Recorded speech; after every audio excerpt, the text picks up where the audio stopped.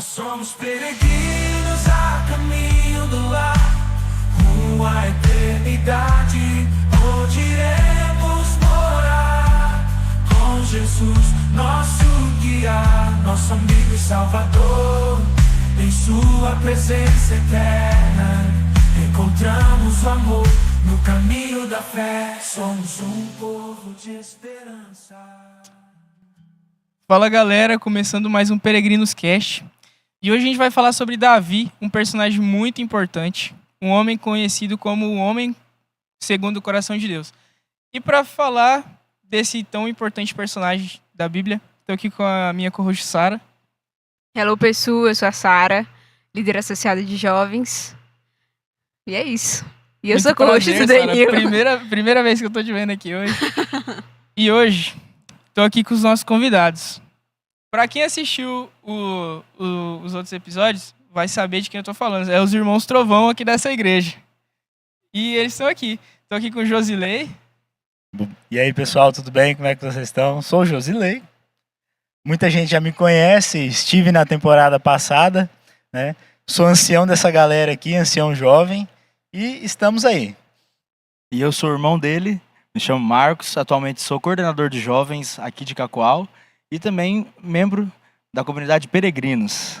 Muito prazer, Marcos. Nem deu tempo de eu pedir pra você se apresentar. É porque é o Trovão, né, cara? É, Trovão, é rápido, filho. Não dá nem tempo. Mas então, o personagem de hoje vai ser Davi.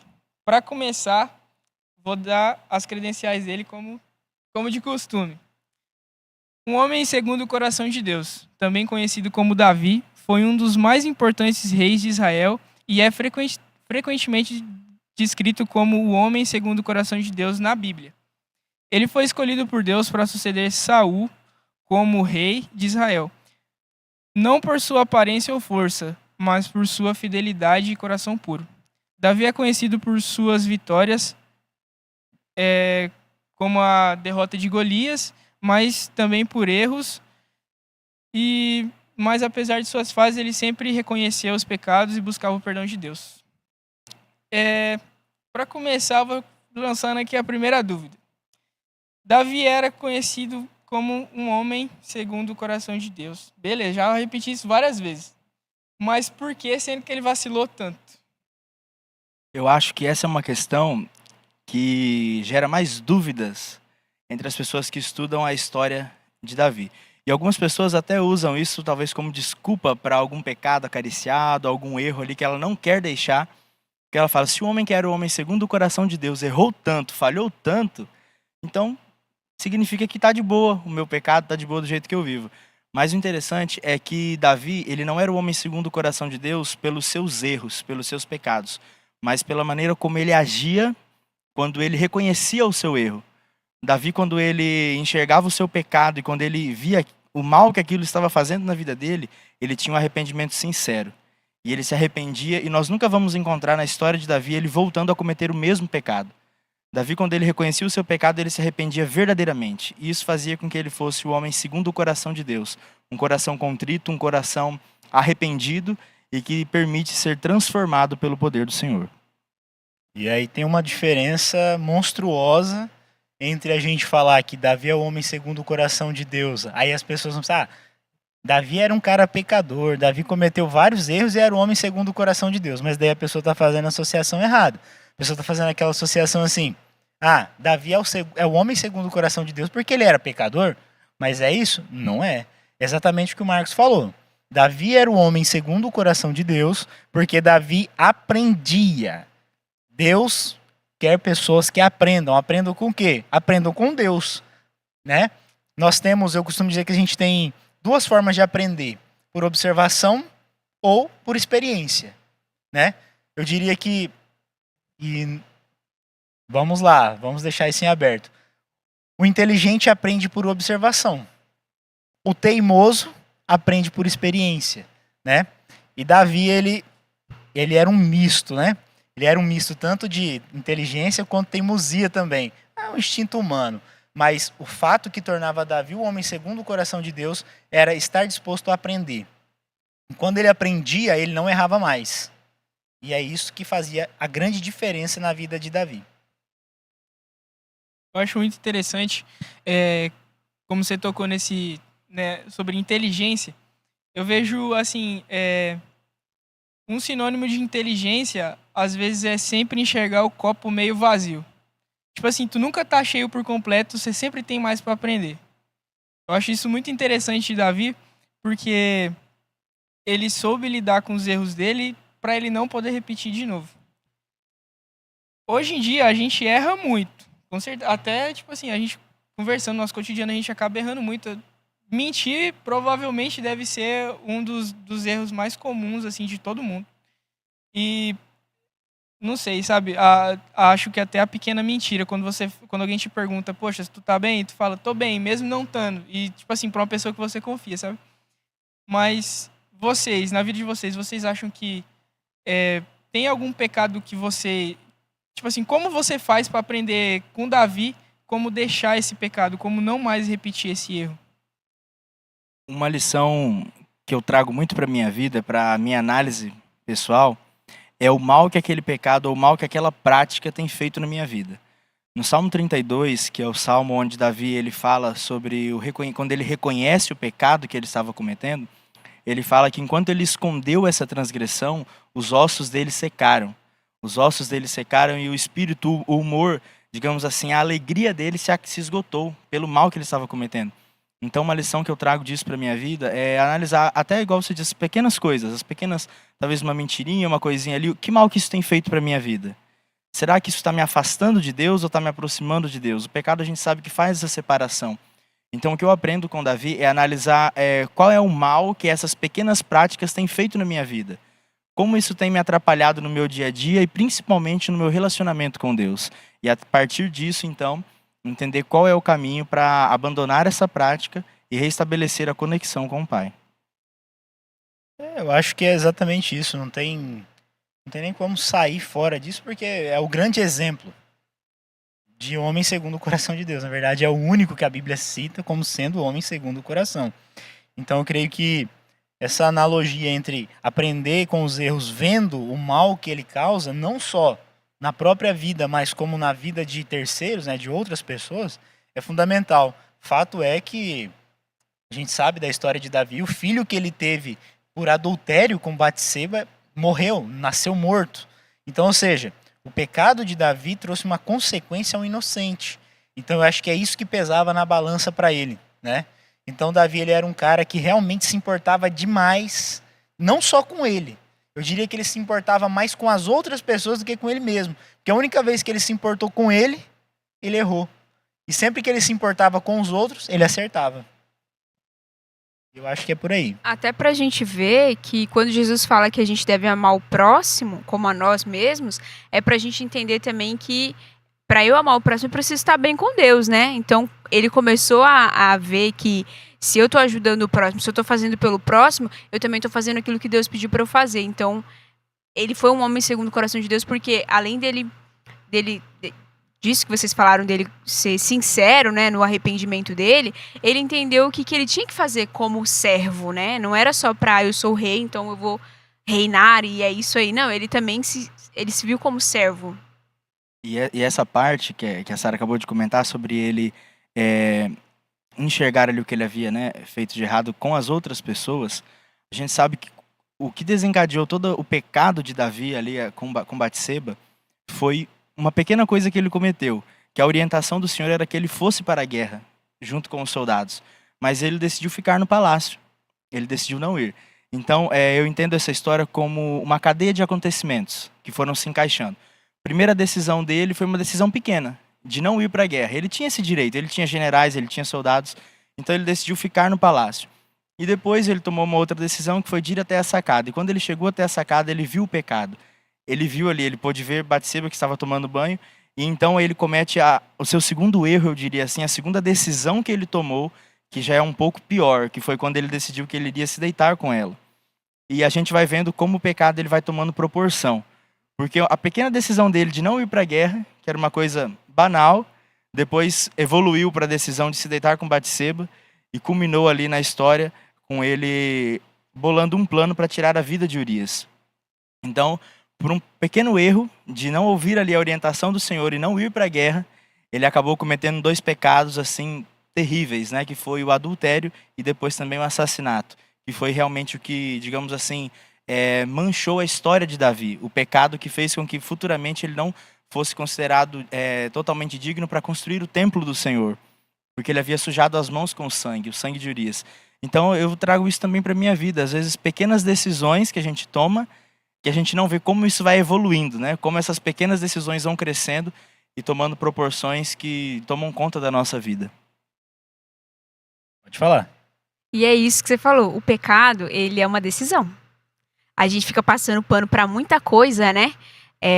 Mas, cara, você decide. Ninguém obriga você. Senta você numa mesa cheia de bebida, agora você vai tomar. Não, você decide.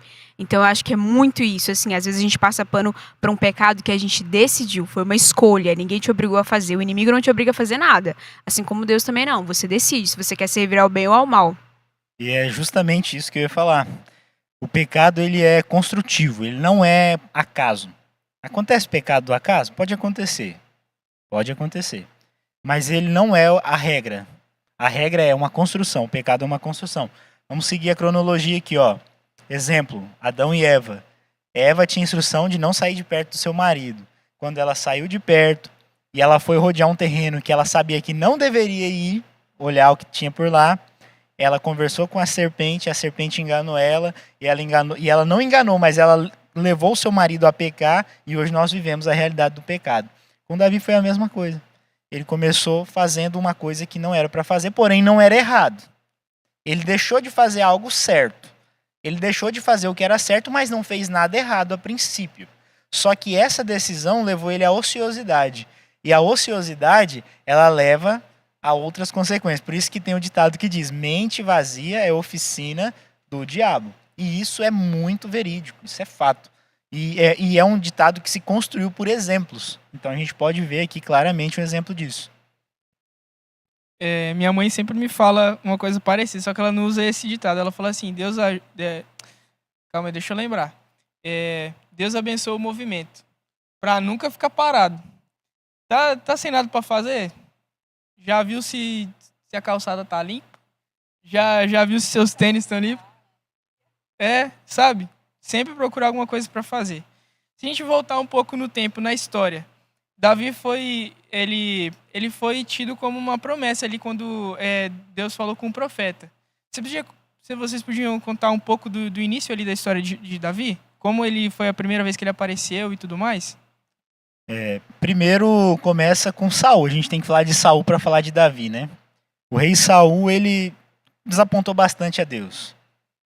Saul, ele era a personificação do desejo das pessoas. A Bíblia descreve Saul como sendo o melhor dos melhores, tanto em aparência, tanto em força, tanto em intelecto e até mesmo espiritualidade. A Bíblia fala sobre a espiritualidade de Saul e ele foi o melhor, mas tinha um problema. Era a aparência, diferente de Davi. Tanto é que o relato de Samuel, né, quando a gente vai lá para Samuel, no capítulo 16, ali vai trazer a unção de Davi como rei. E aí quando o profeta Samuel vai em busca, né, que Deus fala, vai lá que eu vou te levar a um local onde você vai ungir o novo rei de Israel. E ele tem até medo, porque ele fala, Senhor, se o rei descobrir que eu vou fazer isso, eles vão me matar. Ele vai mandar me matar. Mas Deus fala, não, faz o que eu estou falando. E aí Deus fala, leva um novilho e fala que você vai lá fazer um sacrifício. E aí nesse sacrifício eu vou te mostrar as pessoas. E é onde Samuel encontra com a família de Jessé. E aí Jessé começa a apresentar os filhos dele, né? Por exemplo, chega lá, vem Eliabe é o primeiro, correto? Grande, forte, bonito. A Bíblia fala, ele era muito grande, muito forte, muito bonito. Aí, a hora que Samuel olhou, falou, é esse cara aí. Aí Deus falou, não é. E aí a sequência vem, até quando acabam todos os filhos de Jessé. Aí Samuel, você não tem mais nenhum filho? Aí Jessé, tem um ainda. Tem aquele, tem Davi, o caçula, mas ele tá lá no rebanho apacentando as ovelhas. Aí Jessé fala, não. Samuel, né? Vai lá chamar ele, eu quero. E quando Davi chega, Deus fala assim para Samuel, unge esse aí, ele é o rei. E um outro detalhe, espera um pouquinho, calma. Já vou te deixar falar. Um outro detalhe aqui muito importante que eu quero destacar é a respeito de um diálogo que teve ali entre os soldados do rei Saul e Saul. Então, quando a gente fala assim, Deus já escolheu Davi, né? Escolheu, por quê? Por que Deus escolheu Davi? Qual era o critério de escolha? Davi simplesmente era a pessoa que Deus imaginava? Mas a gente falou de exemplo aqui agora há pouco. E olha aqui o exemplo, eu vou mostrar para vocês o exemplo. Quando Saul se vê ali sendo atormentado, e o texto fala por um espírito enviado da parte de Deus para atormentar ele conversa com os soldados falam, Senhor, seria interessante a gente buscar alguém que toca harpa para te acalmar, daí você vai ficar calmo. Aí Saul, é verdade, vai buscar alguém então. Quem? Aí o soldado, tem um cara. E aqui, quer ver? O verso é o verso 18, tá? Depois vocês leem em casa aí. 1 Samuel 16, verso 18. Diz assim, um dos seus servos pediu para falar e disse, tenho visto um filho de Jessé, o belemita, né? Nascido em Belém, que sabe tocar e é um valente guerreiro. Fala bem, é de bela aparência e, o mais importante aqui, o critério principal, e Yahvé está com ele. Ou seja, Davi demonstrava andar na presença de Deus e era visível a presença de Deus na vida de Davi. Davi, ele, desde o princípio, desde quando ele surge na narrativa, ele é o herói improvável. Ele é, literalmente, quando Jessé apresenta seus filhos, a última opção. Então, assim, Davi, ele é aquele cara que tinha tudo para ser um simples um figurante na história. Mas a gente vê que o Senhor, quando ele avalia o coração das pessoas, e ele vê em Davi que Davi, ele, na verdade, não era o improvável. Ele era o único capaz de ocupar aquela função. E esse fato da história faz com que a história de Davi seja uma história muito épica. Acontecem muitas coisas na narrativa. Primeiro ele surge ali como aquele rapaz que não era a primeira escolha, depois então a história já aparece com ele derrotando o gigante Golias, e é uma história muito épica. Eu até havia comentado com o Júnior um pouco antes, que por causa disso, por causa da história de Davi a narrativa dele ser tão acelerada, digamos assim, muitos teólogos por muito tempo consideraram que era um mito, que era uma história que havia sido inventada e colocada na Bíblia para servir como exemplo. Né? E ela era muito comparada, e alguns pregadores até colocavam ela no mesmo patamar das crônicas do rei Arthur, porque eram histórias inventadas para passar lições. Mas o fato é que Davi, ele era a única pessoa capaz de conduzir aquele povo. A gente sabe que não era o desejo de Deus que o povo de Israel tivesse um rei. Então, o Senhor permite que o povo de Israel escolha um rei, e eles falham nessa escolha, eles escolhem pela aparência. Então, agora, vendo que a tragédia que iria acontecer com o seu povo, o Senhor interfere e unge Davi como rei. E é interessante nós analisarmos toda a história do povo de Israel. O único rei escolhido por Deus foi Davi. Ele foi o único. A única pessoa que Deus escolheu para ocupar aquela função foi Davi. Nenhum outro rei teve essa unção do Senhor. Então, isso faz com que Davi, desde o princípio, apesar de surgir como esse herói improvável, seja realmente o grande protagonista, a grande pessoa que representava muito bem a presença do Senhor conduzindo o povo de Israel. Antes ainda dele se tornar rei, você tocou nos momentos épicos. Tem vários momentos épicos mesmo na história de Davi. Eu acho muito legal a parte que ele tá sendo perseguido pelo rei. Nossa, eu acho muito interessante que ele se escondeu dentro da caverna. O rei foi lá, cortou um pedaço da capa e falou, você fica esperto. Você fica esperto porque eu tô aqui, sabe? E adiantando mais a história, depois que aí chega já na parte que Davi comete esses pecados, como você acha que Davi ele conseguiu lidar com esses erros e mesmo assim se manter firme? A grande questão que fez com que ele permanecesse em pé, que eu vejo na história de Davi, era de fato o seu relacionamento com Deus. Ele sabia que mesmo com tudo aquilo que ele havia cometido, mesmo com todos os erros, o Senhor ainda estava com ele, a presença do Senhor ainda estava com ele. E a gente vê isso quando ele escreve o Salmo 51, que ele pede que o Senhor não retire dele a presença. Então ele não se considerava completamente distante do Senhor, mas ele pedia para o Senhor não tirar dele. Falava, essa presença que eu sinto, eu não posso me desligar disso, porque se eu me afastar disso não sobra nada. Então, eu acredito que o que fez com que ele saísse vitorioso e, de fato, conseguisse passar por todas as situações foi o relacionamento muito íntimo, muito próximo e muito pessoal com Deus. E isso serve de lição para a gente também hoje. Quando nós olhamos ali a história de Davi enfrentando Golias, em momento algum fala que ele teve medo. Em momento algum fala que ele parou para pensar ou que ele ficou temeroso, porque ele tinha certeza que Deus estava com ele. Então a conexão que ele tinha com Deus era tão íntima que ele nem se questionava: será que o Senhor vai me ajudar? Será que eu vou conseguir passar por isso? Ele tinha certeza que o Senhor estava com ele. E mesmo, digamos assim, no vale da vida dele, né, no momento onde ele passou ali por toda aquela situação com o pecado, ainda assim ele sabia que a presença do Senhor estava com ele. E quando ele pede para o Senhor sondar o coração dele, ver se havia algum caminho mau, e guia-me pelo caminho eterno, é o que ele pede para o Senhor. Então ele sabia que o Senhor não iria abandoná-lo. E o grande segredo da constância e das vitórias de Davi era realmente ter a certeza da presença de Deus com ele e que o Senhor conduzia a vida dele. A gente pode trazer esse exemplo de Davi, e eu até acho que isso é muito importante hoje para a gente como líderes. Por quê? Deus, ele não te dá um cargo para sua exaltação ou para sua própria glória. Não é para isso. Nós somos como diamantes que precisam ser lapidados, né? E a lapidação de um diamante, ela envolve atrito, né? Ela tem que ter atrito. E quando surge um líder, Deus não coloca só ele ali para liderar e servir de exemplo, mas também para moldar o caráter desta pessoa. Pode ser que na minha vida, a única forma que Deus encontrou para me moldar e me preparar para estar no céu é sendo um líder de igreja. Pode ser, né? Então, assim, quando Deus põe Davi lá para ser o rei de Israel, Deus pensa: eu não só vou colocar esse homem como um exemplo, mas também vou moldar o caráter dele com essa função. Então Davi, ele tinha plena consciência disso. Tanto é que ele jamais questionou a autoridade dos profetas como Saul fez. Porque ele sabia que ele era rei, mas Deus era muito superior a ele. E talvez o grande erro dos reis era pensar que eles fossem superiores, né? Mas Davi, ele reconhecia que Deus era maior que ele e que o profeta enviado por Deus tinha total autoridade para repreender ele, e fato que a gente pode comprovar pela história, né?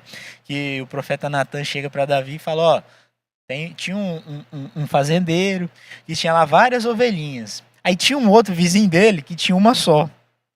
Aí sabe o que aquele fazendeiro maior fez? Foi lá e pegou a única ovelhinha daquele vizinho Davi. O que a gente vai fazer? Davi: nós vamos matar esse cara, é agora. Manda trazer ele. Aí o profeta: pois é, Davi. Esse cara que pegou a única ovelhinha do vizinho, mais pobrezinho, é você. E aqui a gente encontra aquele momento que a gente fala do tapa na cara, né? Davi tava ali: não, esse cara precisa sofrer. Aí quando ele vê que é ele, a história, ele sente, né, a culpa do que havia acontecido. Vamos imaginar que os profetas tivessem essa coragem de conversar com Saul desse jeito. Imagina o profeta falando exatamente as mesmas palavras para Saul. Qual seria o resultado? Mas eles não tinham receio em falar para Davi. Por quê? Porque todas as pessoas olhavam para Davi e reconheciam Davi como um homem de Deus. Esse é o ponto principal. Ele era um homem de Deus. E quando você é um homem ou uma mulher, você é uma pessoa de Deus, as pessoas sentem confiança para chegar até você. Agora, quando você não representa Deus, as pessoas correm de você. É interessante você falou, porque existia um esvaziamento em Davi, né? Diferente de Saul, existe um envaidecimento em Saul.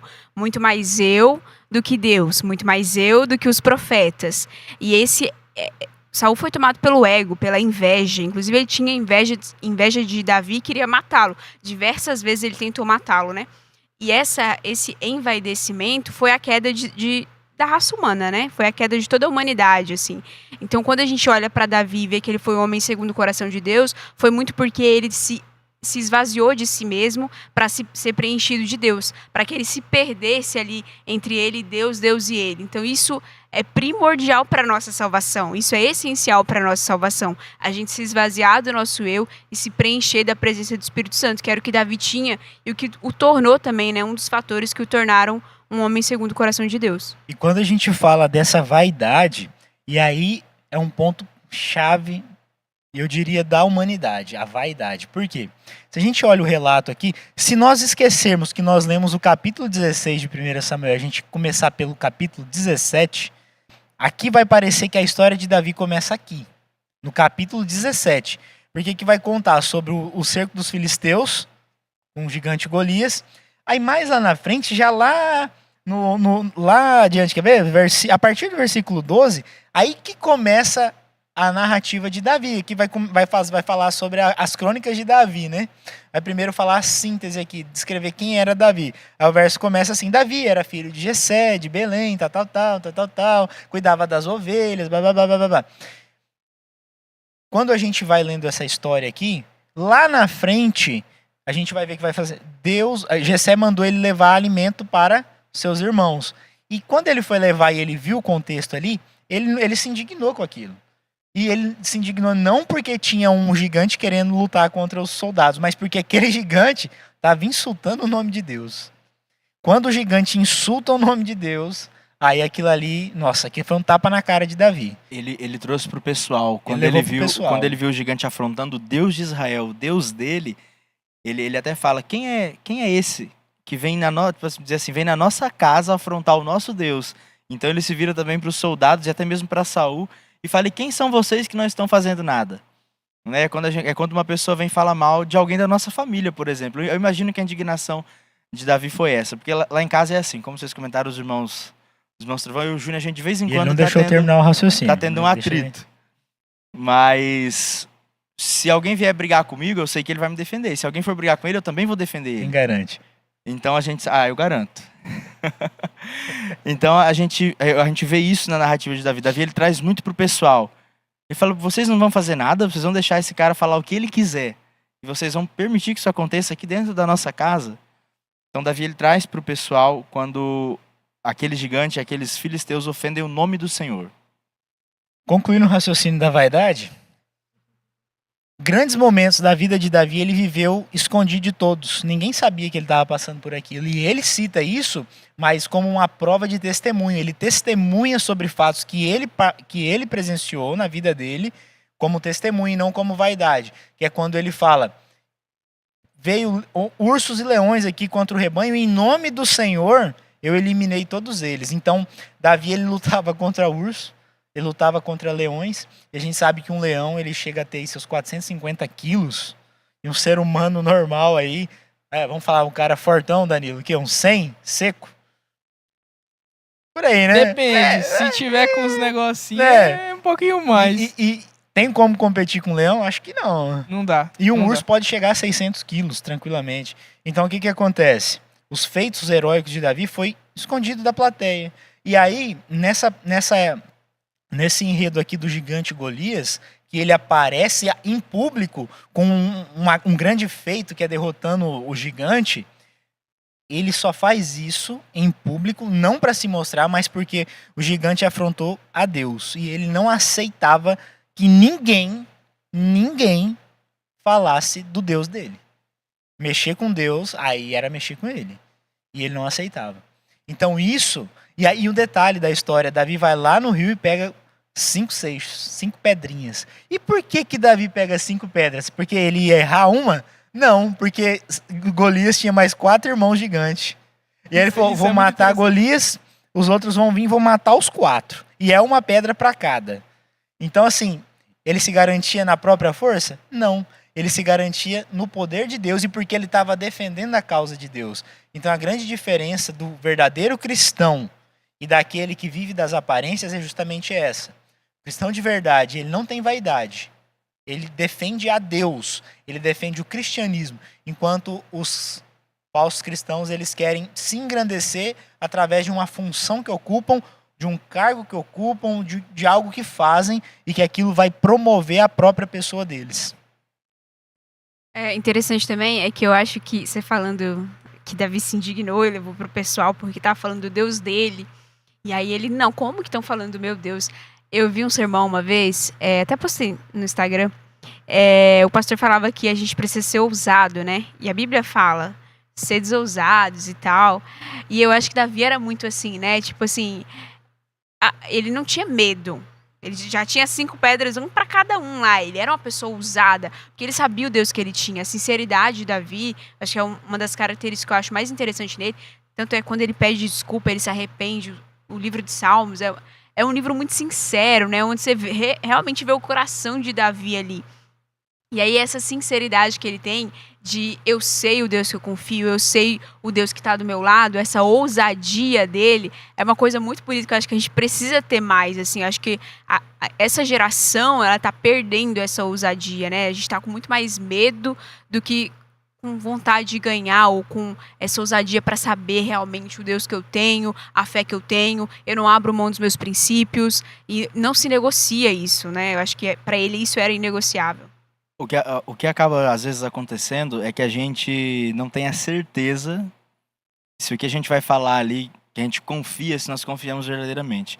A gente é tão acostumado no nosso mundo a encontrar com pessoas que nos desapontam, que nos deixam na mão, que a gente tem uma dificuldade de se entregar completamente nas mãos do Senhor e confiar completamente nele, né? A gente tem essa dificuldade, muitas vezes nós temos essa dificuldade porque nós não conhecemos ao Senhor verdadeiramente.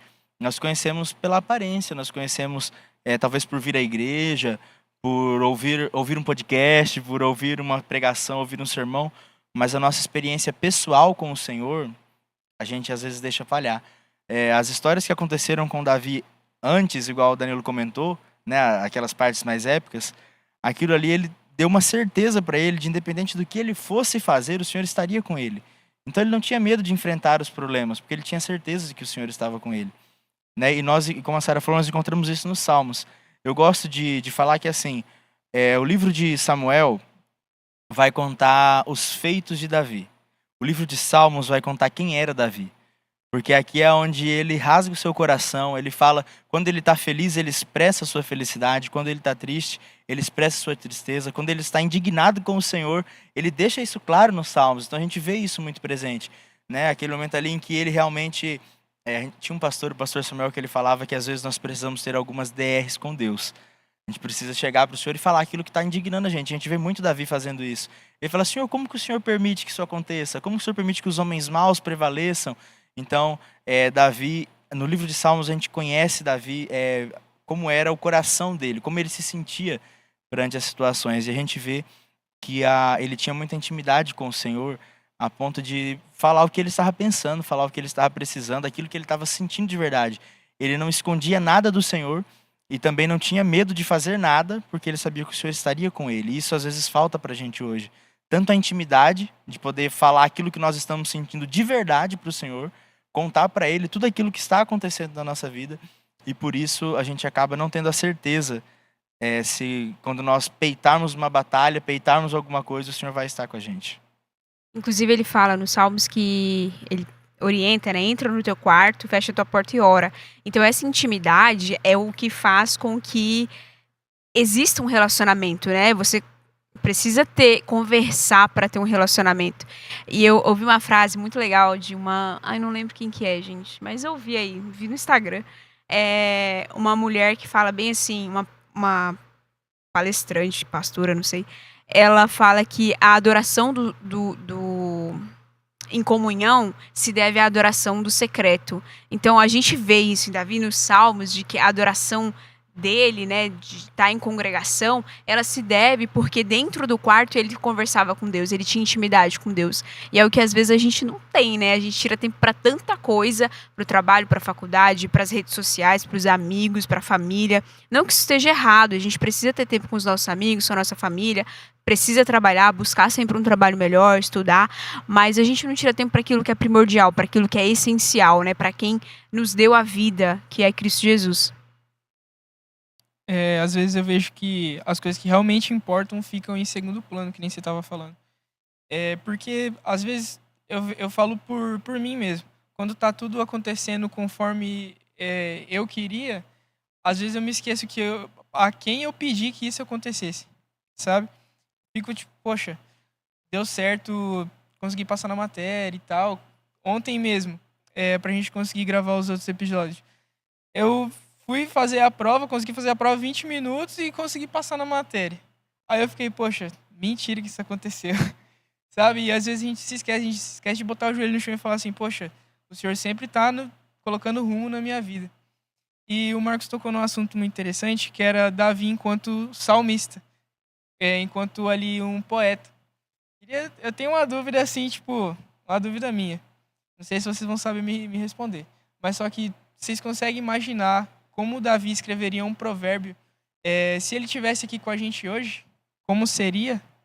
É um negócio muito difícil de imaginar. Entendendo a nossa geração de hoje.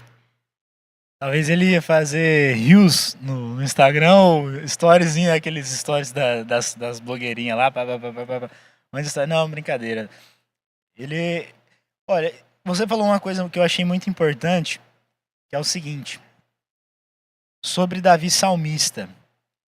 Quando a gente olha a história e aí a gente vê que Davi realmente era uma pessoa que dava valor ao que realmente importa, a gente consegue entender qual é a grande diferença entre Saul e Davi. Porque vocês concordam comigo que se a gente for parar para analisar pecado, Saul não foi tão pecador quanto Davi. E por que Davi é o segundo coração de Deus e Saul não? E aí, quando você lê tanto o capítulo 16 de 1 Samuel quanto o Salmo 51, que é da autoria de Davi, você encontra capítulo 16 não, corrijo, capítulo 17 de 1 Samuel. Você encontra ali a diferença. E qual é essa diferença? Quando Saul comete o erro e Deus se afasta dele, o que ele faz? Vai achar alguém para tocar para mim, para me acalmar. Acha alguém para tocar para mim, para que eu possa me sentir mais tranquilo. Eu não estou bem, eu quero ficar melhor. Quando Davi peca, tem aquela sucessão de pecados, né? E aí ele percebe, nossa, o que eu fiz é horrível. Qual é a atitude dele? Aí o Salmo 51 fala, né? No versículo 10 e 11, ele responde, ele faz essa oração para Deus, ele diz, ó Deus, cria em mim um coração puro e renova dentro de mim um espírito inabalável. E aí vem o ponto principal. Não me afastes da tua presença e nem tires de mim o teu Santo Espírito. Então a diferença é que quando um percebeu o distanciamento de Deus, ao invés dele, Senhor, eu errei, estou errado, mas por favor, não se afaste de mim, continua comigo, fica comigo. Ele não fez isso, ele falou, vai achar alguém para me acalmar, eu não estou bem. E Davi, quando percebe esse distanciamento, ele recorre a Deus. Então o que eu aprendo com isso? A dar valor no que realmente importa. Por quê? Quando isso acontece com todos nós, ou só eu me sinto distante de Deus às vezes. E aí, às vezes, quando você está distante de Deus, você procura coisas para preencher esse vazio e tirar aquela tristeza, aquele sentimento ruim que você tem. Pode até mesmo ser, vou escutar hinos. Sei lá. Quantas vezes a gente dobra os nossos joelhos e fala, Senhor, eu não estou te sentindo perto de mim. Eu estou me sentindo distante. Por favor, não se afaste de mim. Não deixe que eu me afaste do Senhor. Quantas vezes a gente faz isso quando a gente sente o distanciamento? Então o que eu aprendo é que Saul procurou um arpista, alguém para tocar, provavelmente louvores, e grande parte dos salmos de Davi ele compôs na presença do rei Saul. E era isso que acalmava o rei Saul. Então Saul ouvia a palavra de Deus por Davi. Davi falava da palavra de Deus para Saul constantemente e acalmava Saul, mas não era esse o problema de Saul. O problema de Saul era que ele não buscou a Deus. Ele deixou com que outra pessoa trouxesse Deus a ele. E às vezes a gente faz isso. Quando a gente se sente distante, a gente não busca a Deus. A gente procura até mesmo coisas de Deus para tentar preencher o vazio, mas a gente não tem o reconhecimento de chegar até Deus e falar, Senhor, eu estou me sentindo distante. Não deixe que isso aconteça. Não deixe que eu me afaste. Se aproxime de mim novamente. A gente não faz. A gente procura preencher com outras coisas. às vezes vir à igreja, às vezes ouvir uma música em casa. Quanto à questão de como Davi talvez faria com os salmos Deixa eu dos te dias de interromper um hoje, pouco, rapidinho, antes de você começar seu raciocínio e eu atrapalhar. pensar. Você falou aí um negócio muito importante. E aí eu vou trazer um problema muito sério pra gente aqui, ó. Galerinha, vocês que estão assistindo aí, ó, pensa nisso aqui. E para vocês jovens mesmo, por que vocês gostam tanto de programas especiais? Por que vocês gostam tanto de programações estratosféricas? Já parou pra pensar nisso? Porque você só vem na igreja quando tem um grande evento, quando tem um cara lá dos Estados Unidos. Por que você só vem na igreja nessa situação? Será que você não tá com o mesmo espírito de Saul? Que tá te incomodando e aí você quer que um arpista toque para você se acalmar? Será que a gente não tá na mesma situação? Então fica a reflexão, por que nós queremos viver tanto de eventos e não de relacionamento? Por quê?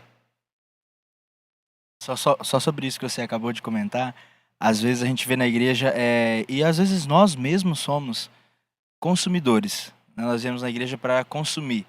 Saul, ele estava consumindo da presença do Senhor que habitava em Davi, ele ficava consumindo dessa presença.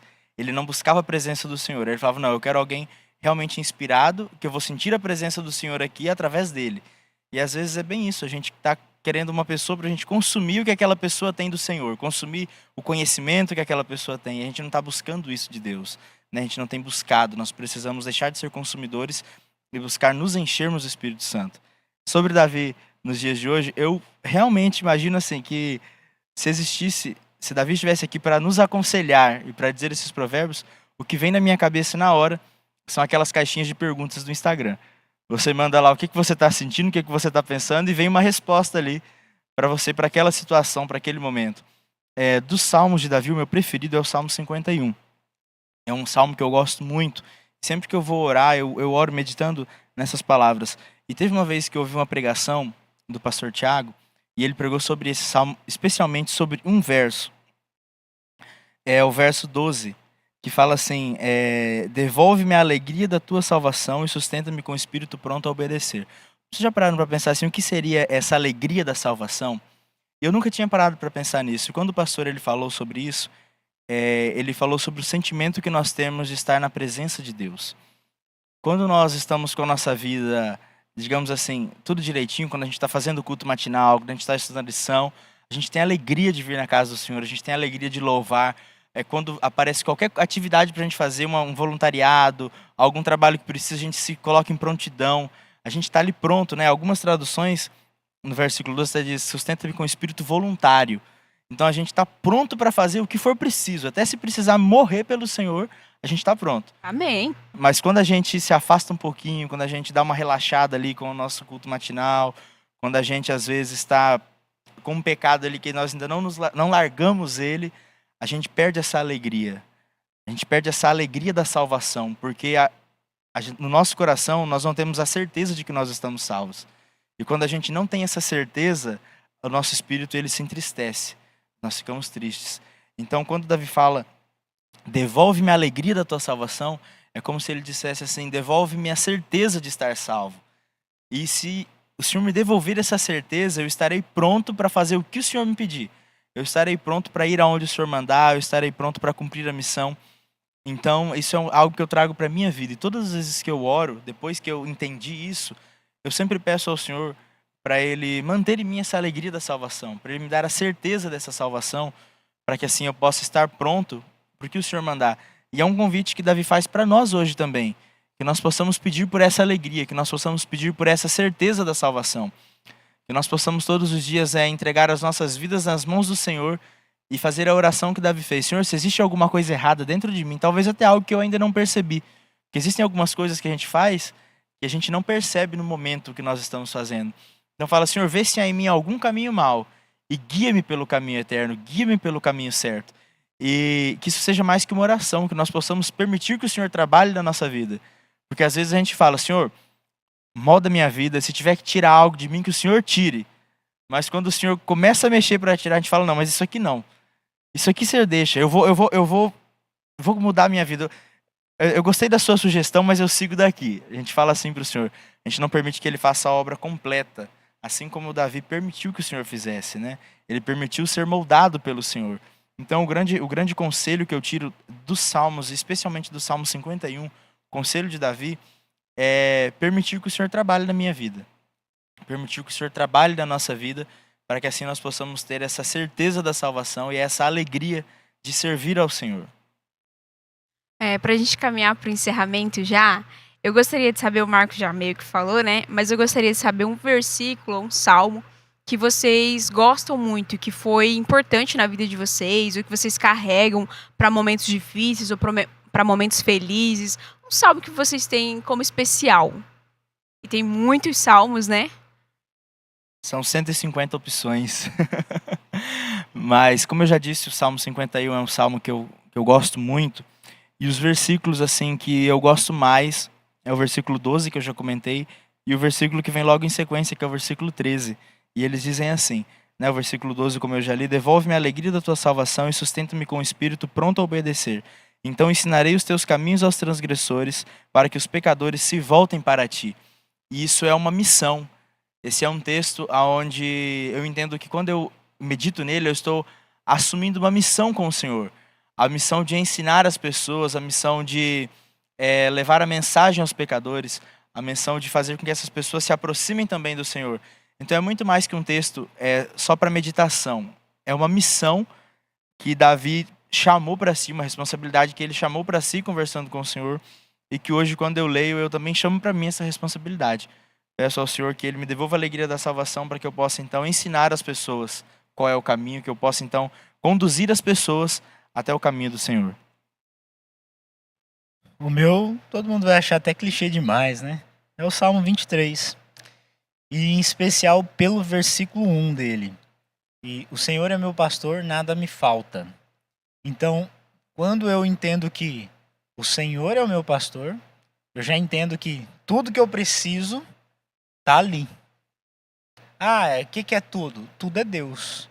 E se Ele é o meu pastor, Ele sabe onde é o melhor lugar para mim, qual é a melhor situação para mim.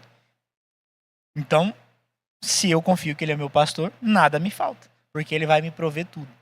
Então eu vejo o Salmo 23 dessa forma. E por isso ele acaba sendo ali o meu preferido. E eu diria até um dos textos bíblicos mais importantes para mim seria esse. O meu é o Salmo 27:1, que diz: o Senhor é a minha luz e a minha salvação. De quem terei medo? O Senhor é a fortaleza da minha vida, a quem temerei. Porque a gente já mencionou os podcasts e é isso, assim, o plano A é confiar em Deus, não existe outra opção. Pedro fala, né, para onde irei eu, se tu tens as palavras de vida eterna? Então eu acho que o plano A é Deus, assim, é confiar, por mais que seja difícil, não é fácil, porque os planos de Deus são maiores e diferentes dos nossos, né? Então eu não posso ter medo daquilo que eu sei que já é derrotado. Então eu acho que é um dos meus salmos favoritos. E o seu, Danilo? O meu também é clichê, que é lâmpada para os meus pés, é a sua palavra e luz para o meu caminho, porque também me faz lembrar de uma música, não me lembro o cantor, mas que fala: bota o pé que eu boto o chão. Porque, tipo assim, ele é lâmpada para onde eu tenho que ir. E também, ligando com a história de Davi, tipo assim, vai lá, pega as suas pedrinhas e vai enfrentar os seus gigantes, sabe? Se Deus te deu esse desafio, é porque você consegue. Então, é isso. Queria pedir para encerrar, para vocês orar pra gente, vocês dois. Antes de fazer a oração, até para trazer para a oração que eu vou fazer, tem um texto do Salmo 55, versículo 22, que diz assim: entregue suas preocupações ao Senhor, e Ele o sustentará. E finaliza assim: Ele jamais permitirá que o justo venha a cair. Então, que nós possamos confiar no Senhor e ter a certeza de que Ele não permitirá que nós venhamos a nos perder.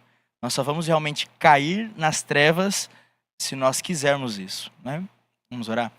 Senhor, nosso Deus, nosso Pai, nós somos gratos a Ti pelo privilégio que o Senhor nos dá de estarmos aqui reunidos e podermos conversar sobre este assunto, conversar sobre este personagem que é tão importante para a história, e também os seus ensinamentos, suas lições, o seu testemunho pessoal é tão importante para a nossa vida.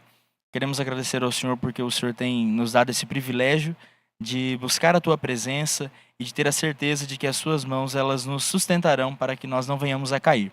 Queremos pedir que o Senhor continue abençoando a cada um de nós. Abençoe também todas as pessoas que estão ouvindo esse podcast, que a tua mensagem possa chegar ao coração delas e que nós possamos a cada dia sermos transformados pelo teu Espírito. Nos entregamos em tuas mãos e isso nós fazemos em nome de Jesus. Amém. Amém. Amém. Eu, como ancião, não posso deixar de falar isso que eu preciso dizer aqui. Jovem, o que tem preenchido, o que tem trazido conforto para você naqueles momentos? Lembre-se, comunhão com Deus não é evento, é relacionamento. Tá? Então que nós possamos ter relacionamento, mais relacionamento e não mais eventos. Tá? É isso aí. É isso aí, galera. Obrigado por acompanhar. Então vai lá, enfrenta seu gigante. E esse não é o último episódio, ainda vai ter mais. E acompanha a gente aí no decorrer dessa temporada, que vocês possam aproveitar o que a gente tem aqui para oferecer. Muito obrigado. Tem alguma coisa para falar, Sara? Não, é isso aí, galera. Continue acompanhando Peregrinos e tenham mais relacionamento que eventos, né? É isso, galera. Vamos fazer um belezinha lá pra câmera do meio, que é isso aí. Valeu. Nós somos peregrinos a caminho do lar, rumo à eternidade, onde iremos morar com Jesus, nosso guia, nosso amigo e salvador. Em sua presença eterna encontramos o amor no caminho da fé. Somos um povo de esperança.